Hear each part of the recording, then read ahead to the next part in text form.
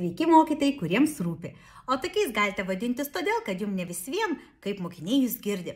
Ir šiandieną noriu jums pristatyti tokį truputį alternatyvų metodą, nes jis ateina ne iš pedagogikos, jis ateina iš konferencijų, pranešimų, norint įtraukti publiką. Metodas vadinasi likite stovėti. Tai reiškia, bet kuriuo metu, kai jums reikės moksleivių dėmesio truputį ilgesniam laikui, pristatyti naują temą, išaiškinti naują temą, aptarti kontrolinius darbus ir jų klaidas, atkreipti dėmesį į tam tikras refleksijos aspektus ir panašiai, paprašykite mokinių atsistoti.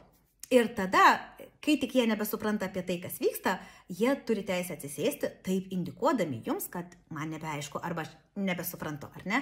Taip pat jūs galite palengvinti procesą, laikas nuo laiko patys sustodami ir pakviesdami mokslinį pareflektuoti. Likite stovėti, jeigu jums vis dar aišku, ką aš kalbu. Likite stovėti, jeigu jums aiškus mano pateiktas pavyzdys. Likite stovėti, jeigu patys galite pateikti pavyzdį. Likite stovėti, jeigu galite nubraižyti schemą ir panašiai.